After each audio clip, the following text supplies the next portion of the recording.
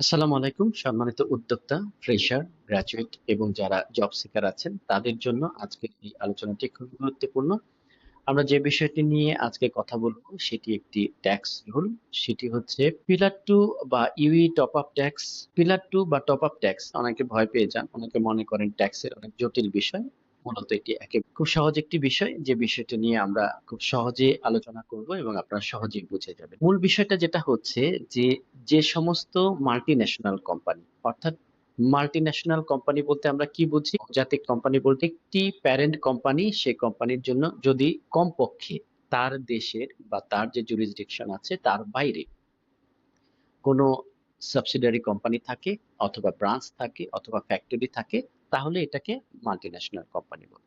এ জাতীয় বহুজাতিক বা মাল্টিন্যাশনাল কোম্পানিগুলো যেটা করে বা অনেক সময় দেখা যায় যে তারা যে সমস্ত দেশে করের হার কম, কর্পোরেট ট্যাক্সের হার কম, সে সমস্ত দেশে তারা কোম্পানি প্রতিষ্ঠা করে এবং কর কম প্রদান করে।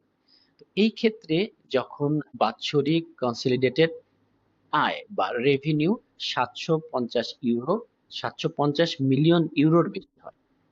তার মানে আমরা কিছু শর্ত আমরা প্রথমে মাল্টিন্যাশনাল কোম্পানি হতে হবে এবং তার আয় হতে হবে ৭৫০ মিলিয়ন ইউরোর বেশি।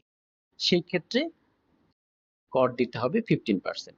তার যে দেশেই মাদার কোম্পানি হোক না কেন, মূলত যদি এরকম হয় মাদার কোম্পানি যেখানে রয়েছে সেখানে সে 10% কর দিয়েছে, 9% কর দিয়েছে, তাহলে আপনি এই করের আওতায়। ২ নাম্বার, আপনি ইনভেস্টর বা কোম্পানির যদি বড় পরিসরে মাল্টিন্যাশনাল হয় এবং ৭৫০ বেশি যদি আপনার টার্নওভার হয়, তাহলে সেক্ষেত্রে কিন্তু আপনার 15%। এই জন্য যারা বহুজাতিক কোম্পানি প্রতিষ্ঠা করে এবং যারা অ্যাকাউন্টেন্ট তার কোম্পানির নেচার এবং তার কোম্পানির ফাইন্যান্সিয়াল অবস্থান এবং স্ট্রাকচার বুঝে তাকে বিবেচনা করে কিন্তু মাল্টিন্যাশনাল কোম্পানি হিসেবে বিবেচিত হচ্ছে। এবং বিবেচিত হওয়ার পর তার রেভিনিউ যদি এই মাত্রায় ৭৫০ মিলিয়ন ইউরোর বেশি হয়ে যায়, তখনই কিন্তু এই কর হার বা এই কর হারটি তার জন্য ইফেক্টিভ হবে।